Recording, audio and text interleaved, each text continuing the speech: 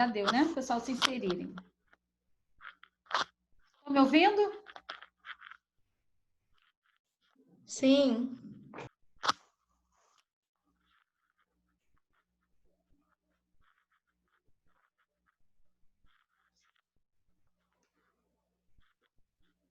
Oi, Oi, Creuza.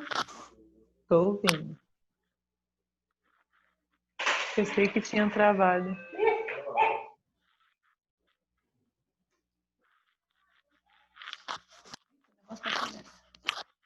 Então, conseguiram entender o APGAR, como é que é feito, as nossas avaliações? Sim? Alguma dúvida sobre o Isso, APGAR? professora. Não. Entendeu não, Carla? Não, não tenho dúvida. Ah, tá. Então, a gente passa para os reflexos primitivos, né? Que isso que é a tabela. Eu vou dizer uma coisa para vocês, né? A resposta e duração, isso para mim, né, relacionado a vocês, não é tão importante. Eu que trabalho na área, que a gente continua, isso aqui eu tenho que levar para a vida. O que eu quero que vocês peguem relacionado a isso é o reflexo, reflexos e a estimulação, o que que é cada um. Então, eu sei que o moro é aquele susto, né, que a criança tem, é aqueles abalos. Então, se cair na prova o que é moro, vocês sabem o que que é. É um susto que o bebê ele acaba levando, né, como queda ou até mesmo barulho. São aqueles sustos, aqueles abalos que ele faz, que é levantar perna e braço. A busca de sucção, né, nada mais é que quando você coloca, né, ou a mama ou o dedo, ele vai querendo buscar, ou então a chupetinha, né, que você bota, ele vai querendo ali tentar sugar para poder mamar, tá? Preensão. Palmar é a estimulação da palma da mão, né? A mão se fecha em torno do objeto ou do uso polegar. O que eu falei com vocês, quando a gente coloca o dedinho na mão da criança, a primeira coisa que ela faz o quê? É segurar firmemente. Então, isso é um dos reflexos primitivos, tá? Babis é uma batida na sola do pé. Quem faz esse reflexo primitivo? Vou desativar para vocês, tá? Quem faz esse reflexo primitivo de Babinski é o pediatra, ele que faz esse reflexozinho, tá? É utilizado como Babinski, que são as batidas na sola do pé. Preensão, né? Plantar são as batidas na solinha do pé, ou quando você faz o estímulo, né, ele acaba encolhendo ali o dedinho também. Tônus cervical foi o que eu falei, mostrei para vocês, né, que é relacionado à musculatura. Então, quando ele faz, né, o do palmar, junto, acaba incluindo o tônus cervical, que ele segura, né, os dedos e você acaba sustentando ele. Ele sustenta o corpo, mas a cabeça acaba deixando. Então, isso aí a gente acaba trabalhando como tônus cervical. Ele tem essa sustentabilidade, ela não consegue segurar ainda, né, o pescoço. E a marcha foi o que eu identifiquei. Né? Quando nasce, a criança ela já vai andando, tá? Olha aqui quanto tempo leva. Dá 6 semanas de vida que vai até o 5º mês de vida dessa criança. Então, a criança ela não é precoce, a criança ela não anda precocemente. Isso aí nada mais é que é um estímulo, né? Mentira. A marcha o quê, professora? É quando você coloca aqueles bebezinhos em pé Tá e travando. aquele passinho, né? Eu acho que é a sua internet, Creuza, ou tá falhando para todo mundo? Pra mim tá normal. Tá? Então, acho que é a sua. Meu também Pra mim tá normal. Assim, até dá pra entender, mas fica picotando a voz. Então, o tônico cervical é quando ele segura os dedos para poder tentar ficar em pé. Não. Você dá, a criança tá deitada. Ela tá deitada, aí você dá os dedinhos para ela. Ou você faz assim, ou você faz com o dedinho. Ela segura, só que aí você tenta levantar e ela acaba firmando o corpo e só fica soltinho ali a cabeça. Tá bom? Deixa eu só sinalizar uma coisa para vocês. Né? Porque assim, hoje já tive diversas perguntas falando, e eu vou falar assim do modo geral. Gente, isso assim, é muito sério. Vocês sabem que vocês têm um compromisso de vocês toda terça e quinta-feira. Deixa eu ativar o som de vocês.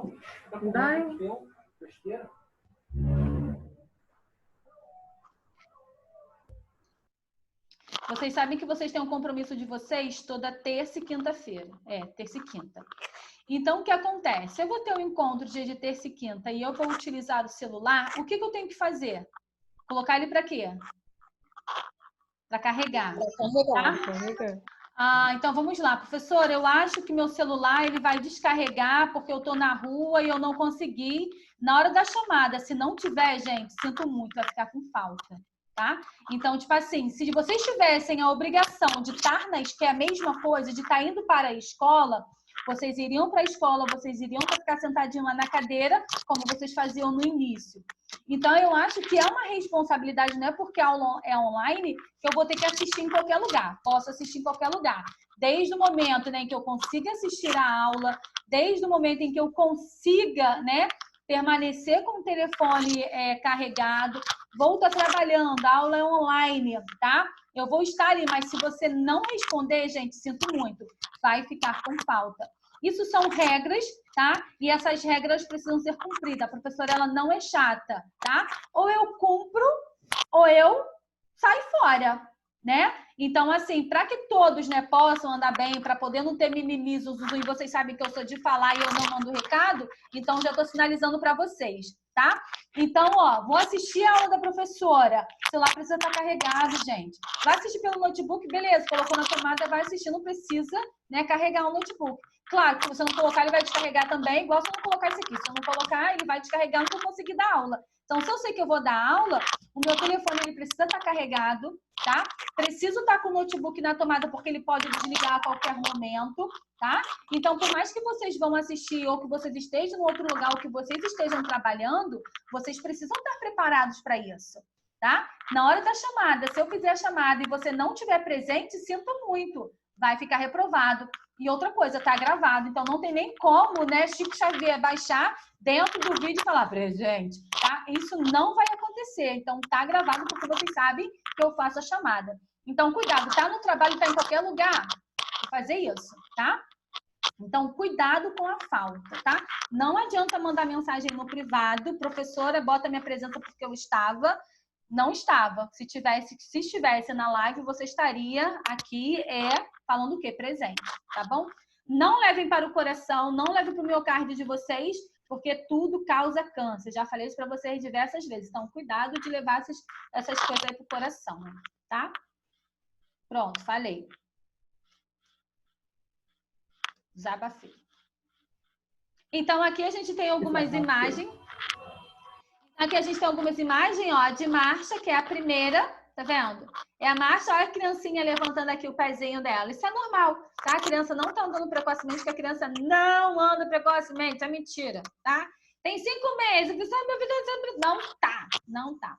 Cansei de teimar com uma aqui, mas não adianta. Tá andando, não tá andando, gente. Tem mais do que eu, não tá andando.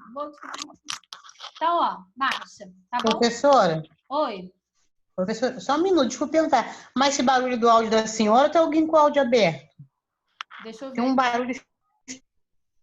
Não tem ninguém com áudio, não. Só eu mesmo. Ah, tá. Então Eu da acho que senhora o fone da senhora deve estar encostando em alguma coisa, arrastando. Tá arrastando no Acho que botão o da áudio minha está fazendo um barulho tipo chiando. É isso aqui, né? Viu, professor? É isso aqui? Era minha blusa. É, esse barulho mesmo. Deixa eu colocar ele aqui, então, assim. Não vai arrastar mais em lugar nenhum. Vê se melhorou. Nossa, agora o som. Tá ótimo. Fosse maloqueira. Como... A professora, assim, não. Pose de Que maluquice. pose. Luana tá picotando. Ai, não é esse negócio de picotar, não, gente. Estão me ouvindo, né? Vamos lá. Aqui, ó. Plantar. Aqui, ó, Creuza, o que eu falei, ó. A mãozinha, ela segurando, tá vendo? Através disso a gente consegue sustentar a criança, tá? O de suga aqui embaixo. Bom, daqui pra lá o bicho pega, tá bom? Então, nada tão ruim que não possa piorar. Isso foi só um aperitivo. Então, vamos lá. Classificação do RN.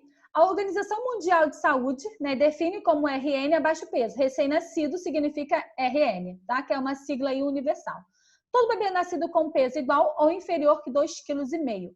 Quando ele nasce com menos de 2,5 kg, né, ele está abaixo do peso, tá? Só para sinalizar, às vezes é muito relativo, às vezes a criança ela está com 2,3 kg, mas hemodinamicamente ela está estável, ela está tranquila. Então, hemodinamicamente, quando eu falar hemodinamicamente, é que temperatura, pulso, respiração, PA, escala de dor, sinais vitais deles estão o quê? Estão todos preservados. Por mais que ele esteja com baixo peso, mas se os sinais vitais deles estiverem estáveis, tanto da mãe quanto da criança, a criança ela vai para casa. Mas o Ministério da Saúde, ele determina que acima de 2,5 kg, né, a criança ela tá apta aí, que é o peso aí ideal, tá ok? Conseguiram entender? Então, se cair alguma coisa na prova, o ideal, né, é 2,5 kg, abaixo inferior que a gente dá como beber de baixo peso, tá?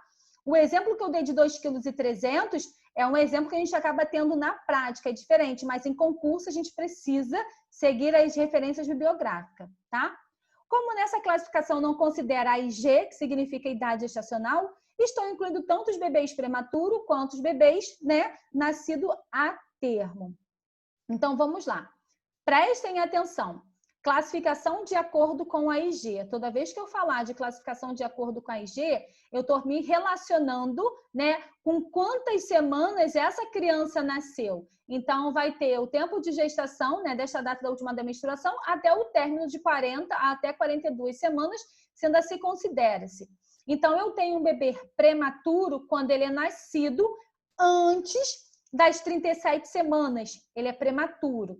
Na apostila não tá, e no meu slide não tá, porque eu não consegui colocar. Mas vocês anotem aí, tá? A termo, toda criança nascida com 37 semanas e 1 dia até 42 semanas. Fala, Priscila.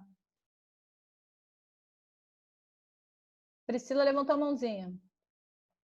Então, toda criança nascida, né, de 37 semanas e 1 dia, 2 dias, 3 dias, 4 dias, 5 dias, até completar 38 semanas, até 42 semanas, ele é classificado como a termo. Passou as 42 semanas, ele é considerado como uma criança o quê? Pós-termo. Conseguiram entender? A classificação de acordo com a IG, prematuro até 37 semanas. A termo, 37 semanas e 1 dia até 42 semanas. Pós-termo, após 42 semanas. Só cuidado com a termo, tá? Vocês precisam colocar 37 semanas e 1 dia, tá? Então, vai ser 37 semanas e 1 dia, 2 dias, 3 dias, 4 dias, 5 dias, 6 dias, 7 dias, 38 semanas, tá ok? É classificado como a termo. Conseguiram entender? Sim, não, talvez? Sim. Bom, essa aqui é A senhora falou do pós-termo? pós-termo após Falhou. 42 semanas. Tá. Aqui não precisa acrescentar nada, não, né? Tá completa. No pós-termo, não. É isso. Tá. Espera aí rapidinho, gente.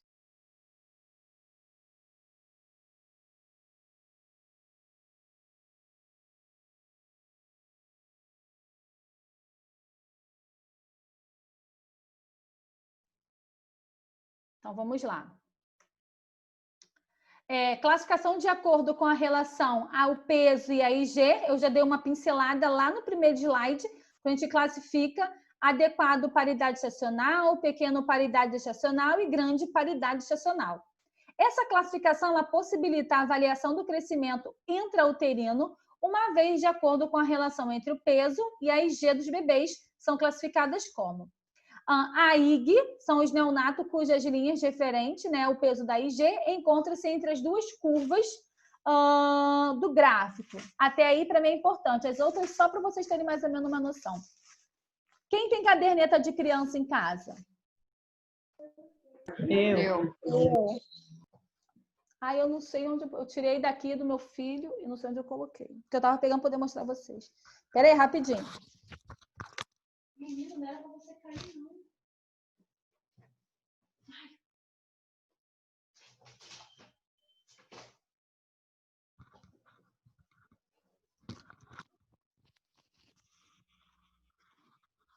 E a cintura apareceu não, né?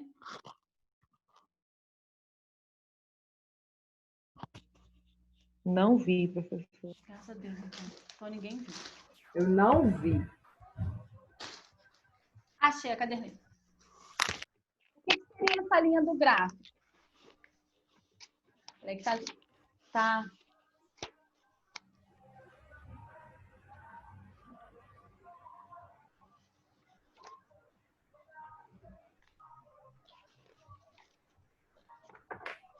Hoje a de vocês vão estar diferente, né? Porque a do meu filho é bem antiguinha. A de vocês hoje, né? Quem tem filho pequeno agora, parece até o caderno parece um testamento. Tá vendo essa linha do gráfico? Ó. Aí aqui embaixo tem uma numeração e aqui do lado tem outra numeração, tá vendo? Cadê meu dedinho? Aqui, ó. É tudo enumerado. Então, isso aqui é a curva, né, de crescimento da criança. Então, eles colocam mais ou menos com quanto peso essa criança nasceu. E aqui entre volta, ele coloca os centímetros. Então, é através dessa curva que aí ele faz um pontinho, ó. Que é um tracinho, pontinho, pontinho, pontinho, pontinho, pontinho, pontinho. Vamos botar. Aí ele coloca, tá? E aqui ele coloca se está acima ou abaixo da curva do crescimento.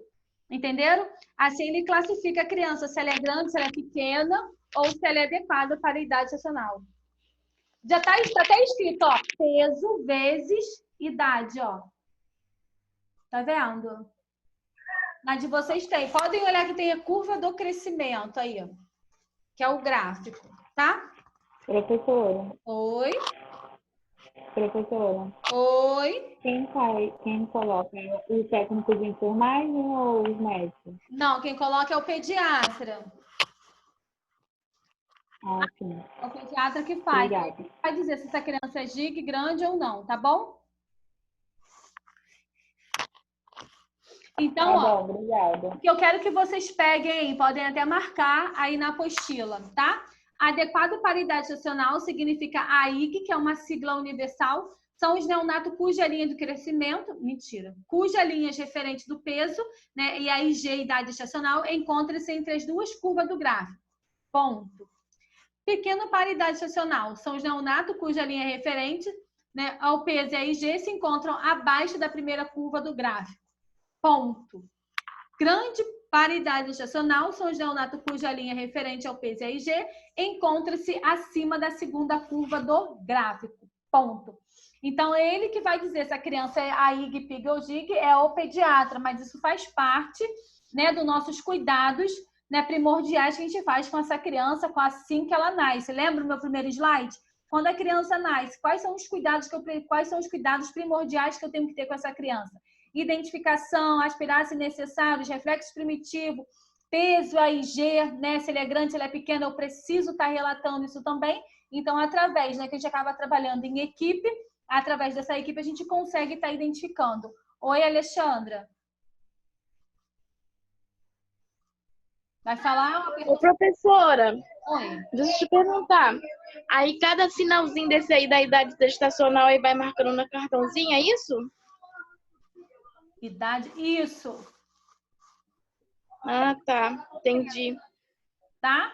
Aí conforme vai crescendo a gestação, né? Vai Gestação não. evoluindo. Vida extrauterina, é fora. Ah, tá. Tá? É Aí fora. vai anotando, né? Isso. A criança, ela não precisa ir todo mês ao pediatra? Sim. Então, é através dessa visita que ela vai ao pediatra, né, que ele acaba medindo essa criança, pesando, é onde você fica ansioso para poder saber se a criança engordou ou não, se ela pegou peso ou não, se ela cresceu ou não. Ele vai lá e anota, então. Por isso que ele relata, engordou não sei quantas gramas. Cresceu quantos centímetros. É isso. Entendi, professora. Tá bom? Tá bom, obrigada. Nada. Mais alguém com dúvida? Sim, não, talvez. Tem uma dúvida. Como abaixa essa mãozinha, professora? Que tá aqui Eu acho que é aparecendo na minha tela. só clicar de novo.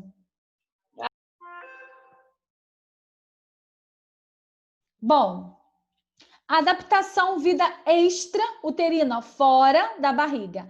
As primeiras 24 horas de vida representam um momento crucial e transformador para o recém-nascido. É o período de transição que ocorre a adaptação, né, vida fora do útero, o qual o neonato ele precisa atravessar com sucesso para sobreviver. Então, a criança, né, esse neonato, esse recém-nascido, ele leva, em média, né, 24 horas para poder se adaptar à vida extra-uterina. Professora, tem gente no chat. Ai, pede para perguntar, porque ficar parando para ler ali, pergunta que é mais fácil, é melhor, né? A dúvida de um, a dúvida de todos. Vamos participar da aula, sim. Se tivesse na sala de aula, todo mundo estaria falando. Vamos falar aqui também, pode falar. Mas não é sala de aula, professora. Ah, deixa de bobeira, ninguém vai perguntar. Não vai nem, olha, na sala de aula todo mundo ia ver quem tá falando, que todo mundo ia virar para trás. Aqui vocês ainda podem ficar sem mostrar e ninguém vai reconhecer a voz, que ninguém mais reconhece a voz de ninguém.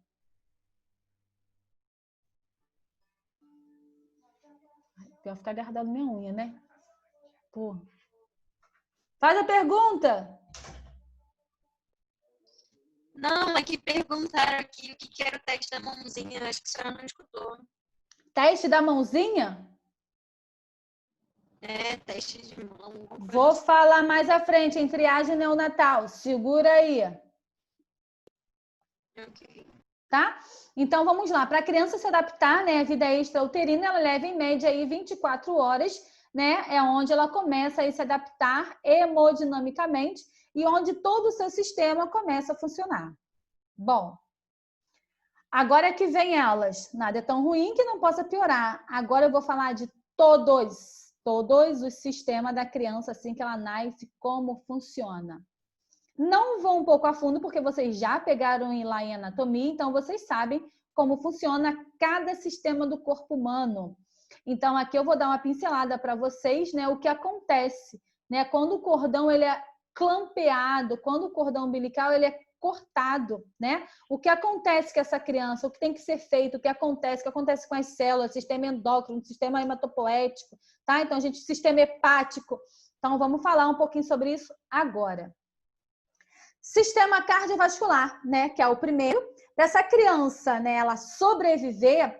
Então, aqui tem um textozinho aí em cima, não vou me prender muito a isso, não. Vou falar aqui, tá? Então, esse sistema cardiovascular, né, essa criança, ela precisa fazer, né, para ela poder sobreviver, ela precisa converter com sucesso a sua primeira circulação de fetal para neonatal. Por que ela precisa fazer isso? Quem fazia por ela? Era através de quem? Vai, faz a filha, fala. Através da mãe, né? Através da mãe. Sim, a resposta mais certa é através do cordão umbilical. Boa, cordão umbilical, perfeitamente. Isso. Então, quando esse cordão umbilical ele é cortado e ele é clampeado, essa criança ela precisa converter com sucesso a sua primeira respiração, né? Ela vai fazer a sua troca gasosa, ela vai fazer a sua hematose pela primeira vez. Então, é através lá do teste do Apgar, por isso que eu pincelo isso para vocês lá no início, para vocês não ficarem perdidos. Então, é através do Apgar que a gente consegue identificar no primeiro e no quinto minuto a frequência cardíaca, né, a pulsação dessa criança, a coloração, para poder saber se ela conseguiu fazer essa hematose. A hematose é feita onde mesmo que eu esqueci? Alvéolos pulmonares. É? É. Alvéolos pulmonares. Muito bem. É sim, com certeza. Então, vocês precisam ter certeza, ué. Eu só quero ter certeza. Professora. Oi. Vou fazer uma pergunta. Fala. Tipo assim, a senhora disse que a criança, quando ela respira através do cordão umbilical. Mas se tirar a criança e ela ainda estiver ainda no cordão umbilical? Quem continua fazendo é o que acontece, né? Tira a criança, aí depois vai lá, tira a placenta, faz aquela fotozinha bonitinha, continua ali. Só não pode levar muito tempo, né, dessa criança, porque senão ela vai acabar fazendo uma hipoxemia, né? Que é a falta de oxigenação. Então, quando a criança automaticamente ela é retirada, esse cordão umbilical ele precisa ser cortado e clampeado, tá? Só não pode levar muito tempo. Então, vamos lá. Conseguiu entender? Sim. Tá. Sistema cardiovascular, a circulação fetal faz com que a maior parte do sangue seja desviada para fora do fígado e pulmão. Por meio da placenta, o feto absorve oxigênio e nutrientes, além de excretar os resíduos, né? Quando a gente fala de excretar esses resíduos, né? Quando chega lá no sistema lá, digestivo, que a criança acaba fazendo essa eliminação, é normal a criança ela ter aquelas fezes esverdeadas, meia preta, aquilo ali é mecônia, aquilo ali são os resíduos que a criança está eliminando. Não é nada de vento quebrado, de quebrante, tem que levar na rezadeira, tem que fazer isso, tem que fazer aquilo. Aquilo ali, através da amamentação, aquilo ali vai sendo eliminado. Isso é normal, tá? Vou falar isso um pouquinho mais à frente. O ducto venoso se liga à veia cava inferior e à veia umbilical, fazendo com que a maior parte do sangue da placenta contorne para o fígado. Por fim, o forame oval e o ducto arterioso levam a maior parte do sangue para fora dos pulmões. Prestam bastante atenção e PC pra carai, tá? Sobre o sistema cardiovascular, aqui o que é importante para mim, uma vez que eu sei que vocês já pegaram sobre o sistema cardiovascular e sabem tudo sobre o coração, tá? Então, ó, o que a criança aqui, o que eu preciso para mim é isso aqui. Para sobreviver, o recém-nascido ele precisa converter com sucesso a circulação fetal, né, em circulação neonatal. Então, vamos lá. Quando tem a fecundação, né, óvulo, espermatozoide, né, isso aí vocês pegaram lá. Primeira fase se chama o quê? Além da fecundação. Vocês sabem a divisão? O que é cada um? Saúde da mulher já tiveram. Meu Deus. Eu não lembro direito, é nidação? A nidação é o ninho, é onde fica alojado. Zigoto? Zigoto significa o quê? A mórula, né? Aonde tem a divisão da mitose, né? Aí você acaba tendo ali uma organogênese. Primeira e segunda semana, ele é chamado de quê? Uma vez que ele é fecundado, espermatozoide.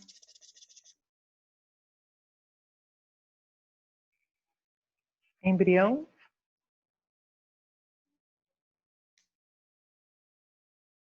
Vamos lá. Entre 1 e 2 semanas, ele é chamado de zigoto. Aí a gente vai da terceira semana até a 7ª, né? Ou a 9ª, que vai depender da referência bibliográfica, ele é chamado de embrião. Quando passa da 9ª, né? A gente pode colocar da 10ª até a 13ª semana, vai depender da referência bibliográfica, ele é chamado, né, até as suas 40, 42 semanas, de feto. Quando essa criança ela nasce, né? Aí que ela começa a ser chamada de RN, de neonato. Mas intrauterino, né, eles vão passando por fase, as terminologias, elas vão mudando. Então, o primeiro é zigoto, depois vem embrião, depois vem feto, e depois, na vida extrauterina, é quando ele é chamado de RN, de neonato. Tudo bem? Foi? Sim, não, talvez? Foi. Então, ó, sistema cardiovascular, o que é importante para mim, né, para sobreviver, o recém-nascido ele precisa converter com sucesso a sua circulação fetal para a sua circulação neonatal. Então, é onde ele vai fazer a sua primeira respiração, a sua inspiração e sua expiração. É quando a gente começa a avaliar lá o teste do Apgar, tá? Pode repetir, professora? Aqui, ó. Sistema cardiovascular. Tá lá embaixo na frasezinha, Carla. Para sobreviver, o recém-nascido ele precisa converter com sucesso a circulação fetal para a circulação neonatal. Obrigada.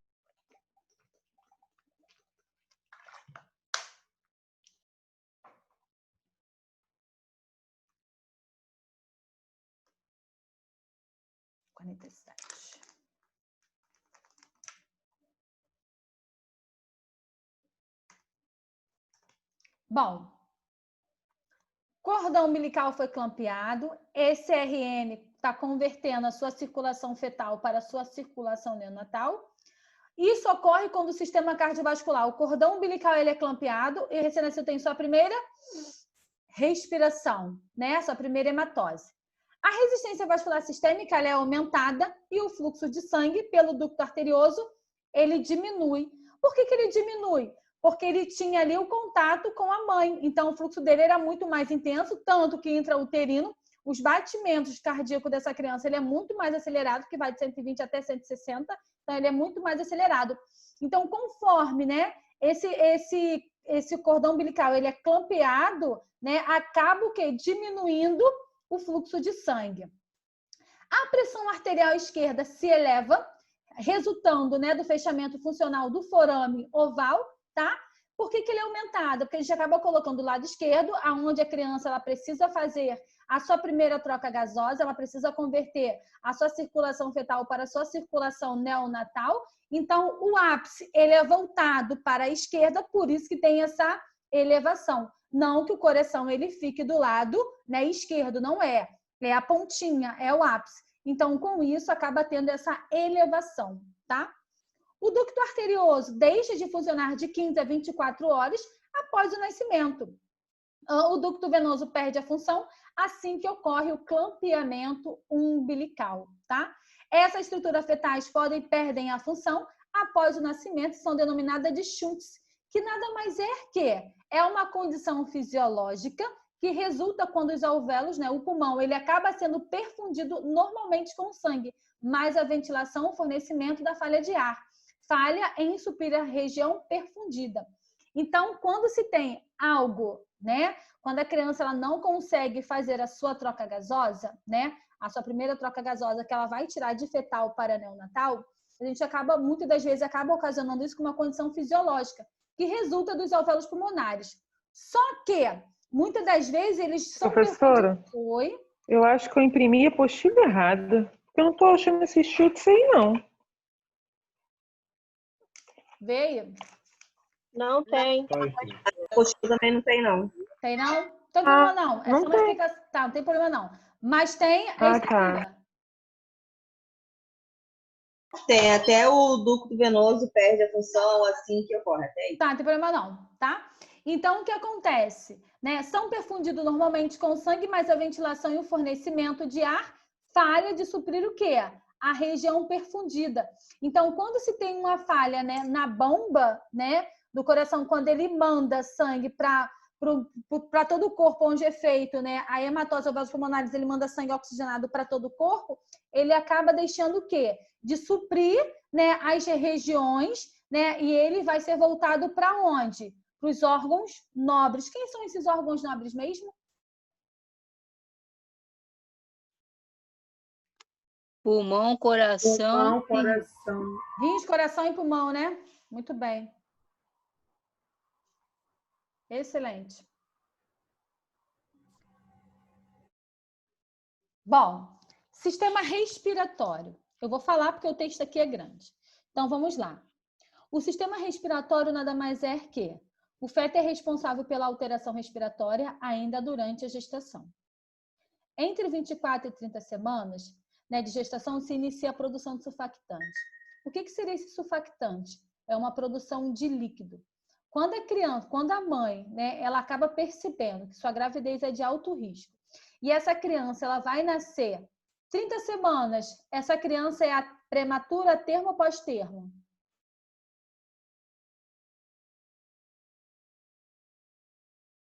Um minuto de silêncio, Jesus vai tocar na Prematura. Prematura. Graças a Deus. Essa criança ela é prematura. Se ela é prematura, ela pode nascer? Ela pode nascer?